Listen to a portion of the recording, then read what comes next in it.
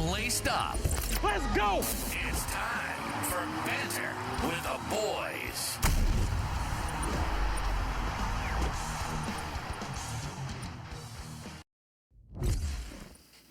Welcome back, football fans. That's for you, Coach Smelty. I'm Rob Sledden. We got Justin coming over to help us out. Kevin behind the camera on Gridiron updates with Banter and the boys. Week 15. We're talking some previews for some NFL football games. Last week it was Contender Week. What should we call this week? Pretender Week. Pretender Week. Which leads us off into the first game, Thursday night, the Falcons versus the Tampa Bay Buccaneers. Division game. So yes. 4.5, it looks like the spread for the Bucs. Buccaneers just not playing as clean as you would think a division leader is. I think that the Baker Mayfield magic has kind of quieted down. The injuries to their outside receivers. I think a lot of tape out on what's his name? I can't even think. Emeka Mbuka. Just ask Gronk for all you folks listening. Mbuka. It's slowed down. Yeah.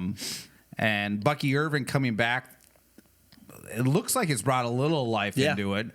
It was a sloppy, wet, rainy game, so I get why the statistics weren't crazy on that. Falcons, season's kind of over. I think they're officially eliminated. Yes, I think they've had a tough season. You got Drake London, who's been questionable for it feels like a month, if not longer. You got 3 weeks. I got him in fantasy, so exactly there 3 you weeks. go. I know. And he doesn't look good this week. Either on a short week. You got Penix. ACL out for the year. Yeah. That's tough. You got Kirk Cousins that's come in and has done a serviceable job, but it's not the Kirk Cousins of not the yesterday. $140 million contract that he got last year. Not Kirk O'Chains like it was a couple years ago prior to his injury. Yeah, it's a weird game. I think the reason why we wanted to highlight this one is it might seem dramatic, but to me, this is a must-win for Tampa Bay, knowing that the Panthers are on their heels. Like, I look at Baker Mayfield and that magic you're talking about. I'm curious how much damage. I know it's only been a couple weeks, but how much damage has really happened to that shoulder where he probably shouldn't be playing, but he is because his team is in that playoff race. He's a dog. Yeah, well, I look at the last 4 weeks. He scored 1 touchdown each week. He hasn't had an explosive game in 5 weeks now where he threw 3 touchdowns. So, I look at some of that. That's tough. I look at their defense. Their defense is still stout when it comes to the run, but in the past, that's where they're getting beat up. So for their sure, defense that secondary, you can throw on them a little bit. Yeah. So, so that's that interesting matchup that the Falcons don't have might not have a receiver, so they're gonna have Pitts is their main featured thing, versus the Bucs, stout run defense, which kind of equals out Bijan. Yeah, and and definitely a must win. A lot of significant injuries on the offensive line too for both teams. This head-to-head all-time, 32-32. Oh, wow. Bucs tied it up in the season opener with a 23-20 win. Who are you going with this one?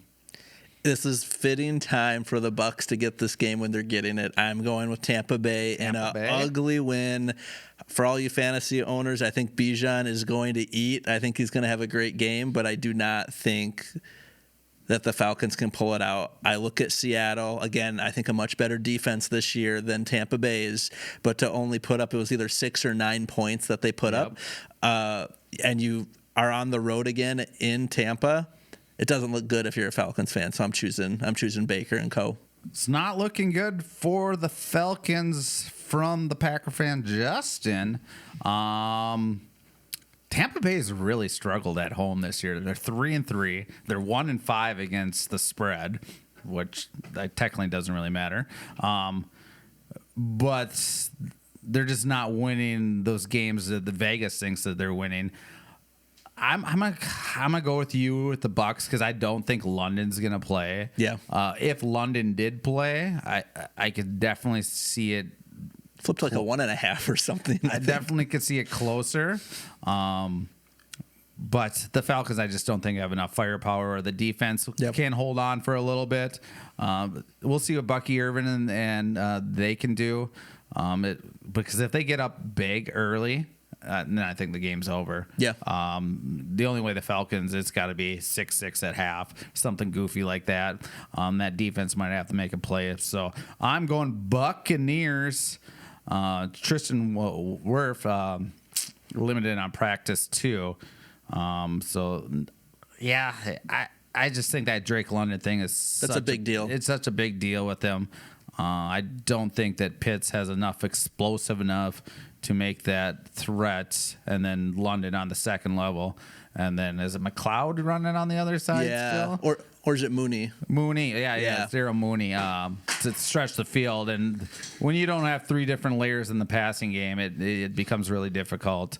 You got to have a little bit of threat. Sure. So yeah, I do think both running games will do well in this game for different reasons. I think Bijan in the passing game will be huge, and I think Bucky in the run game will be huge, because you look at statistically where both teams struggle, and it's the pass for the Bucks and it's the run for the Falcons, where they're stout on the other side. So it'll be interesting to watch for you fantasy fans out there. Playoff time. I was just kind of I was going to pull up. I'm not going to dig it up. I just seeing how many receptions does Bijan have, with Penix versus Kirko. I don't remember Kirkle being such a really dink and dunk to running backs. I think he's more to the tight end. He does the short pass to the tight end. Over the middle of the field, over the ball, they call it if you're deep into X's and O's. Jake Sullivan, quarterback, if you ever watch the QB School on YouTube. Great X's and O's dude if you're a nerd like me. What's the next game here? Sorry, I was on the wrong page. Next game is Chargers versus Chiefs. At Arrowhead. Yes. Huge game this is the Chiefs lose this game. They're out, I would imagine. Probably. Yeah. Chiefs favored by 4.5. Does that surprise you a little bit? I think that has to do with how quick that incision heals up on Herbert's hand or not. It does surprise me. The Chiefs have a great defense. It's at home. Patrick Mahomes is still Patrick Mahomes. And the Texans are very much the Texans. So that was a frustrating game to watch. If you're a Chiefs fan, if you're if you're watching their offense, that defense gave them fits. The Chargers defense is great too. It might not be at the level that the Texans are, but they're right there. If the Texans are a 1A, the Chargers are a 1B. And looking at what they did to the Eagles last night. Chargers are third ranked defense in the NFL. Yeah, absolutely. So I look at that, and Herbert did enough. So understanding where's the Chiefs defense, where can it be exploited?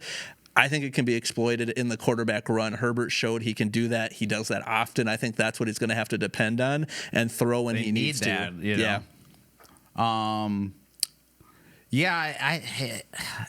The KC's offense has been really struggling. Defense and Chris Jones and them have been keeping them alive. It's just really been inconsistency on that running game with KC.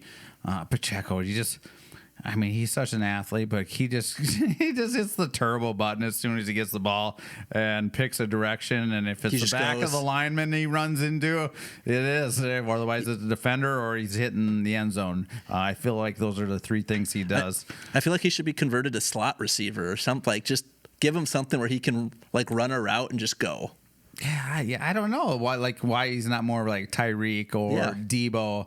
Maybe his hands aren't that good. Maybe they don't trust a bubble screen or anything out of him. So I'm actually gonna go with the Chiefs in desperation and slide a victory. And Chiefs lost the opening to the Chargers in Brazil. That's right. So that game was many moons ago. Rice did not play in that game. So I'm just going to come up with it's such a division game. It's going to be a squeaker. I'm going to go 16-15. Real goofy score win. How you feeling about this game? I'm going to go the other way. I really think like what you saw the Chargers do last night was not a fluke. That's who they are. That's who their defense their is. records. Justin Herbert's the guy. I look at it from a stat standpoint. The Chargers have the second best defense in passing yards allowed. They're allowing 168.3 passing yards a game. Yep. The Chiefs have the fourth best passing offense at 248.2 yards a game. The difference is the Chiefs are having to throw their way back into games, and I think that's why that's so high. And not running the ball. Yeah, I think if you see if you're the Chiefs and you get yourself into that situation, you're not winning that game. I think it was really clear last night. Now, Jalen Hurts is no Patrick Mahomes, and I think you always have a chance with Pat, but I'm gonna go with the Chargers. Chargers, Kevin. Who are you going with? Chargers got it. He's going Chargers. Okay, we got 2 Chargers and a Chief. Someone's winning it. That's the good news. Someone's going to get it right. Well, if you're a Packer fan, maybe it'll be a tie. Might come back to help us. Yeah, I think that atmosphere is gonna be awesome down there. To be Huge. I've been to a Chiefs game. That their parking lots pimp, smoking meats. Oh, I bet. And it's just a huge parking lot. So friendly people, good vibes. But it's the division game. So circle the buses. Next game on the docket. Massive game here. We have the Buffalo Bills and the Patriots. At New England, I believe. Yep, at New England. You are correct. Bills still have the spread at 1.5. Really tight. I don't know if it's because, hey, this is the second game. The Bills are still fighting for that division spot. It's going to be tough to get, but they still have a chance at it at 9-4. And Josh Allen's Josh Allen. Current MVP, you look at what he did against the Bengals. Granted, it was the Bengals defense, but he's still that guy. He's still that guy, and that's exactly the type of play you're going to have to get out of Josh Allen to win this game. You know New England does not give it up. They have a good defense. They're a disciplined team. They have a great offense. Josh Allen's going to have to take this game into his hand, run it. Where New England is really susceptible in 2 spots, it's tight end receptions and run after the catch, and it's actually the running back screen passes, run after the catch. If they can get that going with the way Josh Allen runs and using James Cook, I almost said Dalvin there, excuse me.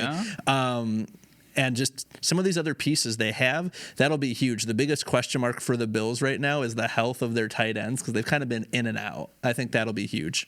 Yeah, with Kincaid and Knox. And Kincaid was out for a few weeks, and you definitely could see the dynamics of that offense changing.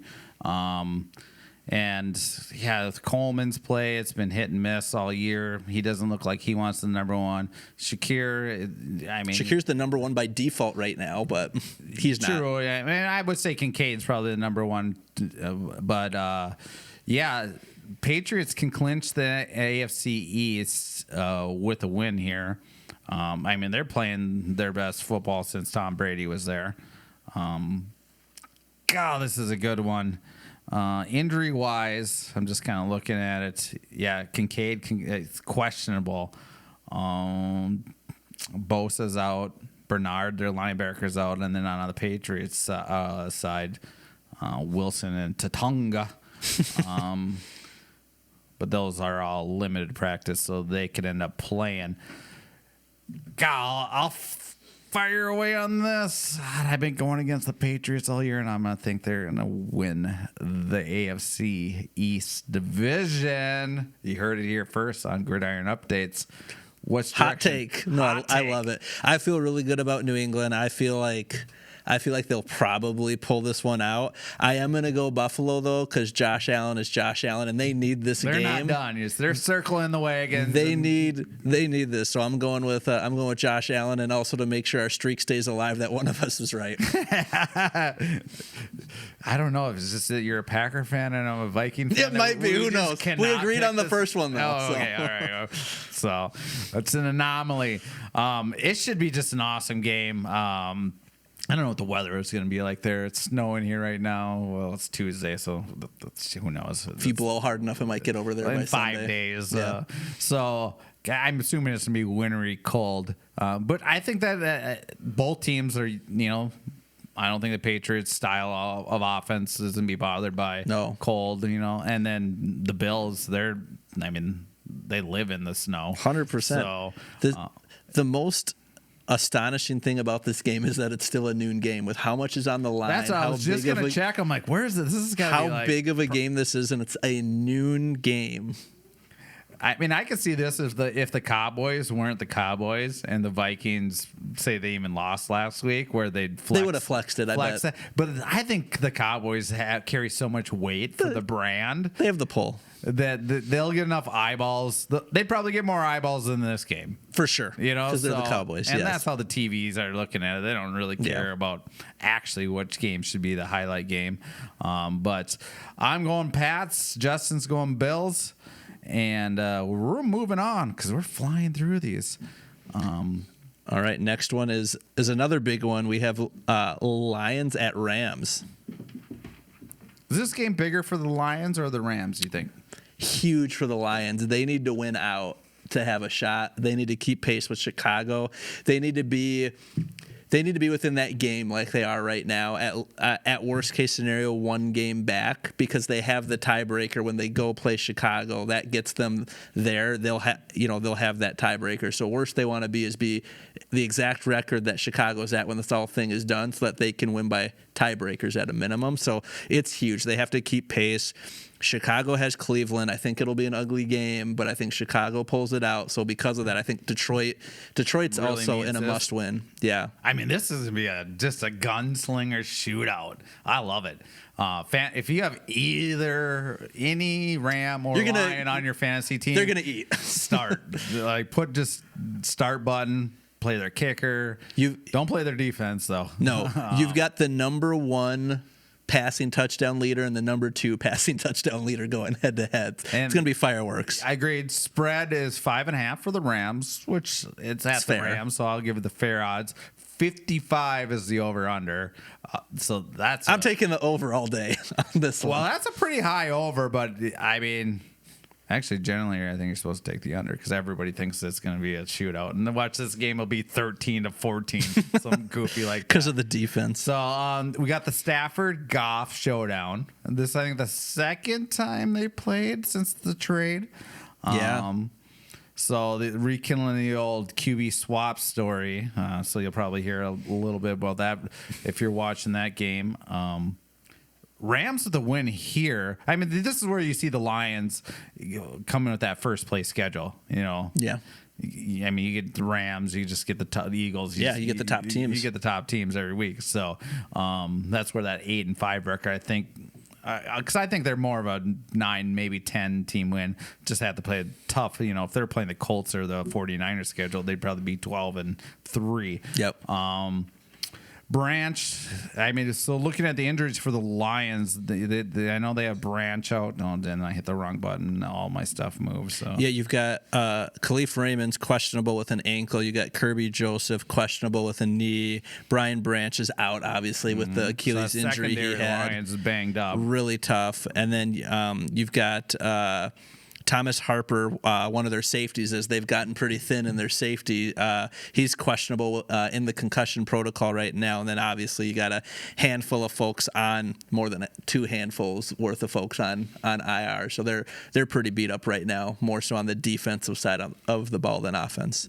Yeah, and I got Devontae. Is he hamstring right now rolling? I know he's a probable. I don't know how much he did last week because I think he hurt it 2 weeks ago. Yeah, he tweaked it. He was out there, but it wasn't decoyish. Yeah, it wasn't Devontae. Yeah. So that could play a key role into helping actually the Lions on a banged up secondary. But yeah, Puka Nacua is playing out of his mind right now. Yeah, he's second in receiving yards behind JSN, so he's having an amazing year. The Rams only have one person questionable for this game, so you see the difference. It's a little healthier team, and I mean that Rams defense. I mean they're just becoming one of the better defenses in the league, especially when they get up. I mean, it always helps to play defense when you're up and you can sit back and just attack. But what do you think? I can't go away from the Rams right now. Yeah. I mean, they're just, God, especially after last week, I just don't think. And then Blake Cornum coming around, a little more confidence in him and getting him some looks because he's been in McVay's doghouse ever since they drafted him. He had a nice long run last week, and he's been getting a lot more touches, which always helps at this time of year, especially with Kyron Williams. He had a little ankle banged up, but I mean, running back, everyone's getting banged up at this time of year. So if you have a second running back that you can get some touches, especially if you're planning to extend your season. So I just think the Rams are going to get it done at home here and continue to lead that NFC division. Lions, this loss could really hurt them, like we were talking about. So how are you feeling on this one? This is a must-win for the Lions, but they are not must-win in this one. I don't see it happening. I think the biggest thing I see when I look at both of these teams, the Rams are third in points given up. They give up 17.5 points on average per game. Lions give up 23.5. That's crazy. That's the big difference. So, like, the Rams are like a good defense, but where they're great is they bend but they don't break. We've seen it because both of our teams are in the North. The Lions are not the same. Yep. Great offense. They have amazing run game. You have an amazing run game going up against an amazing pass game, but the amazing pass game has a defense that just doesn't give up points, and I think that's going to be the difference. Yeah, that front four of the Rams, you're saying, I think it really can control the Lions' running game enough to make Goff throw it. And when they start losing that running attack, he's just not as effective a quarterback when you put everything on his shoulders. Where, on the other hand, Stafford put it on his shoulders all day long. Oh, 100%. Like you were saying, up 9 touchdowns on the second place guy on touchdown passes here. MVP level.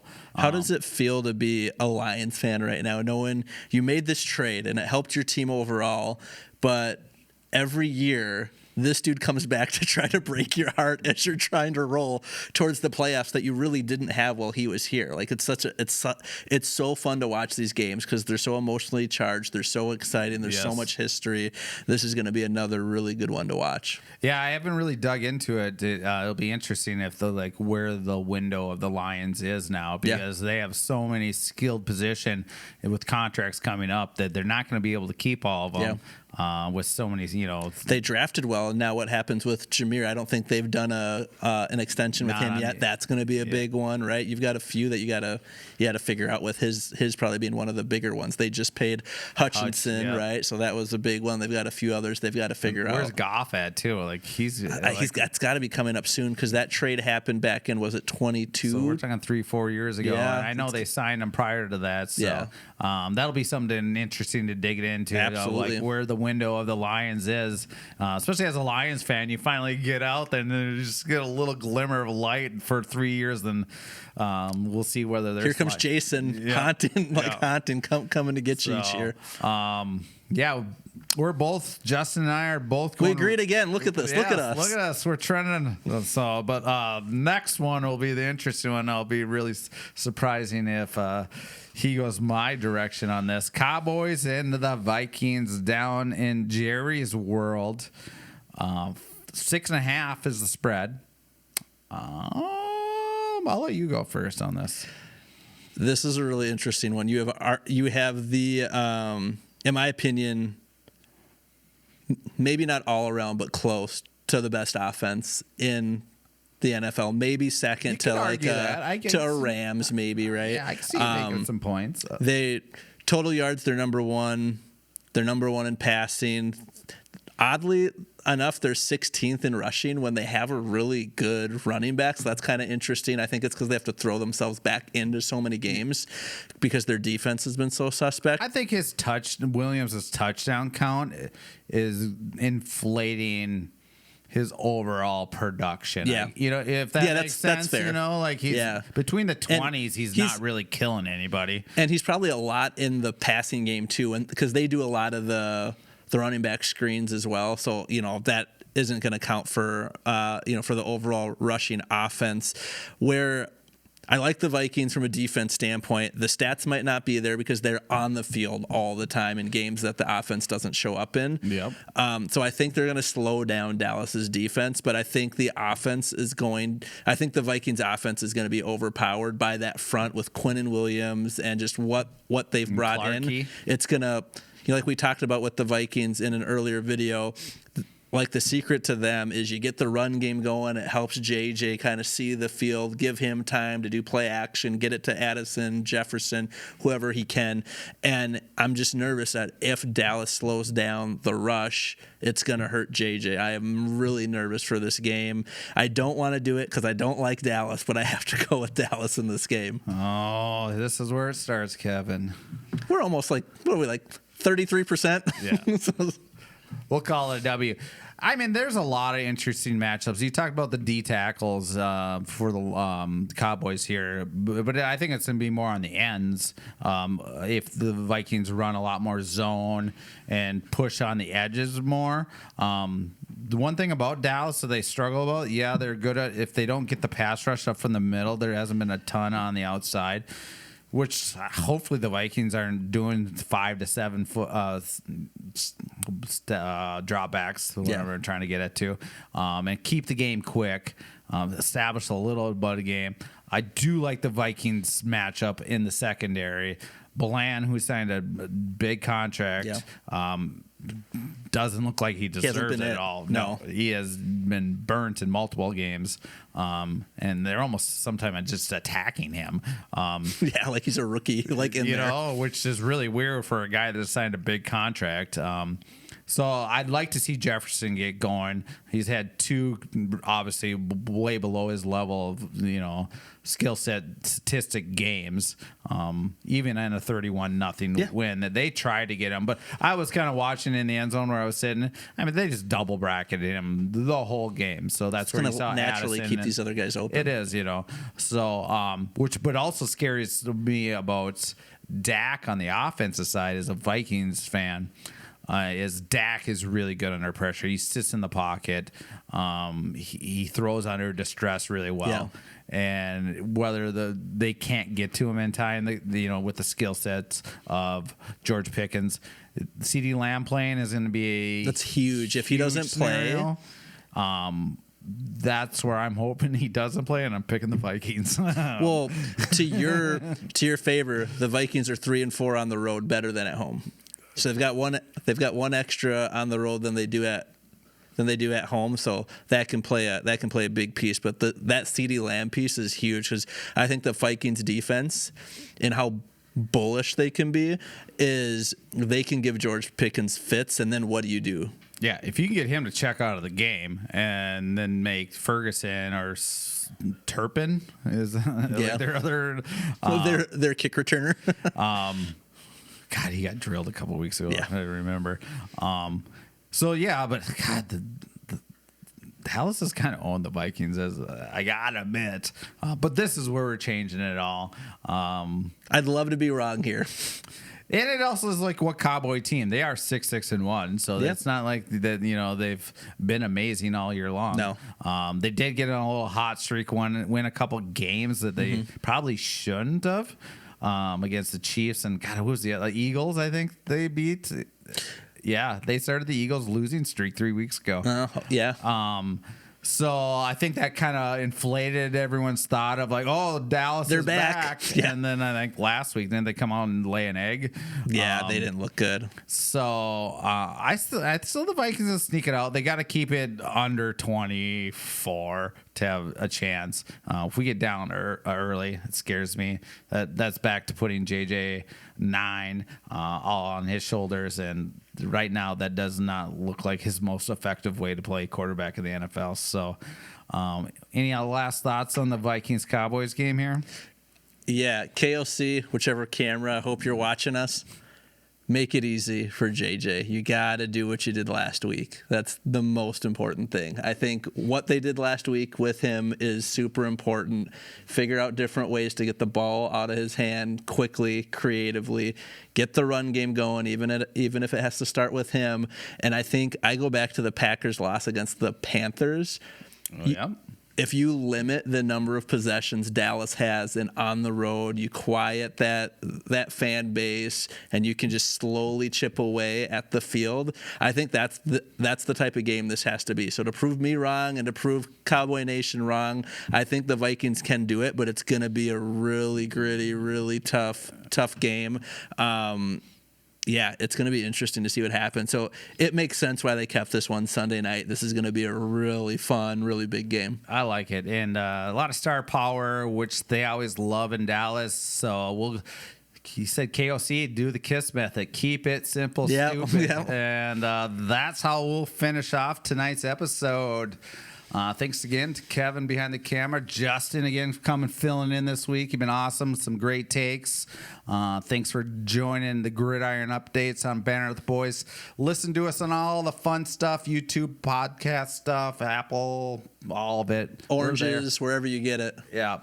So, maybe next week I'll be on the corner yelling at the top of my lungs. So come find it anyways. So thanks again for joining us, and we out. Skol. Don't forget to follow, like, and subscribe. Tune in next time for more Banter with the Boys.